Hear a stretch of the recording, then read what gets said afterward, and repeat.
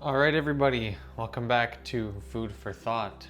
The topic of conversation for today's episode is going to be the cost of being nice, which in one sense is nothing, but in another sense is a lot of things. So let me explain what I mean and let's hop straight into it. All right, so I'm going to be making breakfast food today, what I normally have for breakfast, but I'm not eating breakfast right now. It's actually like 4 p.m. But I'm just gonna start off. First ingredient is some butter. I'm kind of scrounging around for protein sources right now because I haven't I'm out of smoked salmon right now and protein powder, which I would be using quite a bit, and struggling a bit to find some protein sources that I have that are just quick and easy to make. Running low on time right now because I'm actually starting my new job today, but that's exciting. So let's get into the ingredients. We have 3 eggs today. Like I said, need more protein. A bunch of cottage cheese I already put in this bowl. Lemon in here. We got 2 slices of bread in the toaster. And for seasonings, I think I'm gonna try to add a bit of paprika on my eggs, just towards the end. And then as usual, also salt, pepper, and the secret ingredient, Vegeta seasoning. Put it on your eggs. If you haven't tried it, try it, and you will love it. So let's talk about the cost of being nice. I've heard the saying before. I don't know if you guys have heard it, but I've heard the saying, it costs nothing to be nice to people. And while I do agree with the sentiment, I think that it can be a little misleading. But I think that the main purpose of saying that it costs nothing to be nice is to say that you just should be nice, in a sense. It doesn't cost you any money to be nice, and so many people choose to be the either mean or just not nice when it would really cause them no harm to be nice, and in those scenarios, yes, it costs nothing to be nice, and I think that you should be nice. And I think that you should be nice basically in every scenario possible that you can. But in another sense, it does cost stuff to be nice, because the way you act and the things that you do, they have an impact on your life. Now, while it might not cost something monetary to, let's just say, smile at a stranger in the street, or maybe that's not the best example, because that one really doesn't cost you anything. But let's say, for example, you're in a friend group and they're making fun of someone, or they're kind of talking behind someone's back, or this or that. You may think that, oh, it costs you nothing to stick up for that person, to voice your opinion that, maybe we shouldn't be talking about this, or maybe, oh, this person actually, whatever the case may be. That doesn't cost you anything monetary, but it does cost you something in terms of your social status with your friend group. They may look at you differently. They may view you in a certain way. They may change the way that they act towards you. There's so many things that simple act of kindness towards that person, of not letting your friends talk behind their back, that could have, repercussions in your life. Now, here's where we get to the interesting part, because you might think that I'm advocating to not be nice if it costs you something. But I think that that's actually the main point of being nice, or one of the main points of being nice. Not one of the main points, but that's one of the, how do I say it? How do I say this?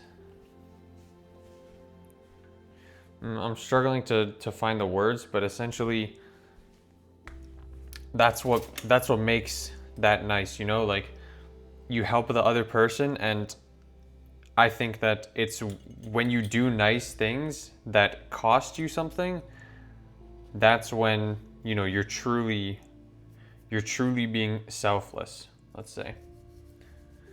Because when it costs you nothing and it's you know, to make you feel good that you smiled at someone or whatever else, that's all good. Obviously, I am saying that that's good. But I think you truly see true selflessness when you're tested in those scenarios. Can you persist in your generosity when it actually does cost you something? Because that's when it's really hard. That's when you separate the sayers from the doers. And I struggle with this. I struggle with this daily. Something that I've been trying to get out of my life has been gossiping and just talking negatively about people in general. I think it doesn't really help anyone. And I believe that God also believes that we shouldn't gossip about people or talk behind their back.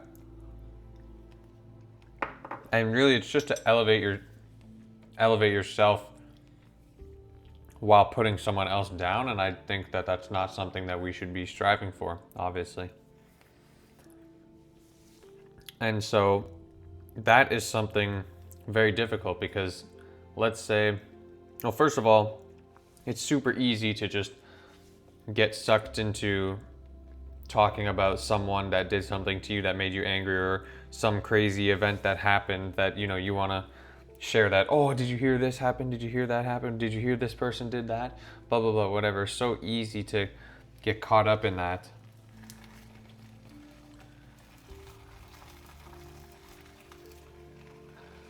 That, you know, sometimes you don't even realize that you're doing it. And at the same time, it's such a prevalent part of at least the society that I live in.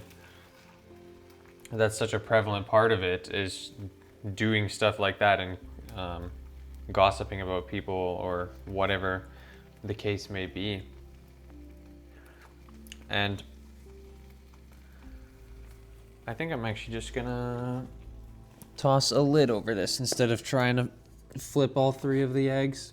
It seems like that might be a little easier. I'm trying to see where I'm going with this.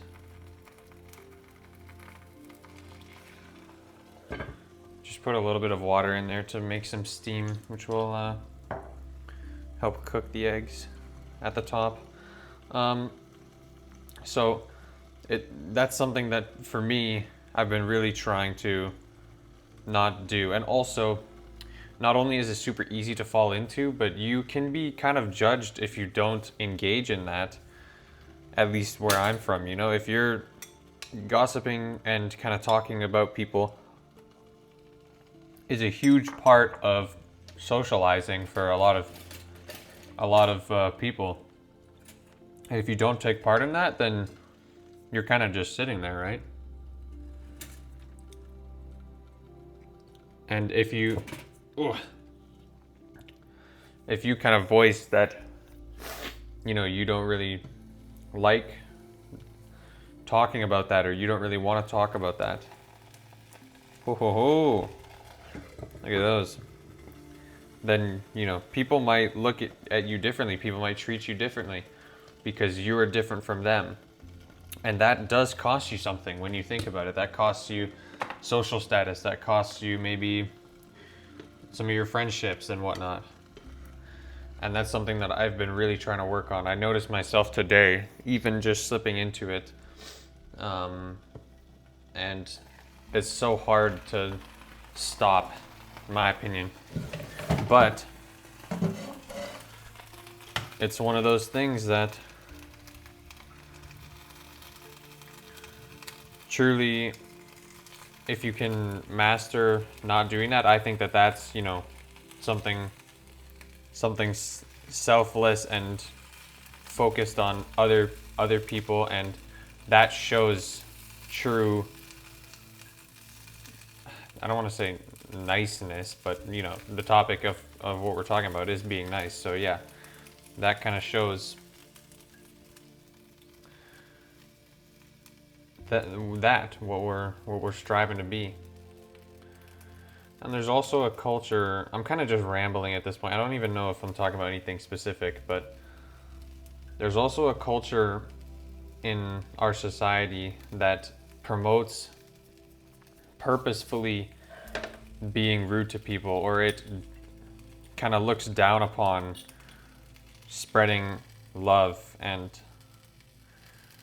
joy and being nice to everyone. There's almost a pressure to kind of put yourself above other people and be condescending towards other people, because then you're saying I'm better than you, or you should feel weird because I believe that I'm better than you. When you think about, I was thinking about this, and I was talking with one of my friends one time. I think that what makes the popular people popular in high school normally, at least this is my experience, is that they make themselves the judge for what is considered popular or cool, and they just perceive themselves as better than other people. Because who's to say that whatever was cool in your high school, let's say it was drinking, partying, whatnot, who's to say that that's what makes someone popular? It's the fact that those people and I'll just talk about the experience in my school. I'll say that it was the fact that those people were looking at other people and saying, oh, they're cringe, they're awkward, they're whatever. It was that fact that they were putting themselves above the other people that actually elevated them to that status. And it was the fact that those other people were not doing that made them quote unquote less popular. Because if you think about it, there's nothing, or I can't see what's inherently popular about whatever, drinking, partying, whatever it may be, other than the fact that someone said it was, But that's going to be the breakfast, or not the breakfast, just the / half dinner, I guess, today. I might include a banana with some honey or something, but actually no, I won't. I don't need to, but let's do a quick recap for today. Today was all over the place, just me speaking my mind, but the phrase, it costs nothing to be nice, is true in the sense that you should be nice, because oftentimes it doesn't cost you anything monetarily, and oftentimes, or all the time, it's kind of the best case scenario that you can do, because you want to have a positive impact on other people in your life, and doing even small things such as waving at someone, telling them you like their shirt, smiling at them. That stuff actually does cost nothing, and it can make someone's day. I remember I picked up an Uber Eats delivery one time when I was coming back from reading week, and the Uber Eats driver told me that I was handsome, and I remember that until this day, which it was over a month ago now at this point, or no, not a month ago, a few weeks ago, but still, he probably forgot about that the next day, but I remembered it all the way up until now. So that just goes to show how much something like that can do.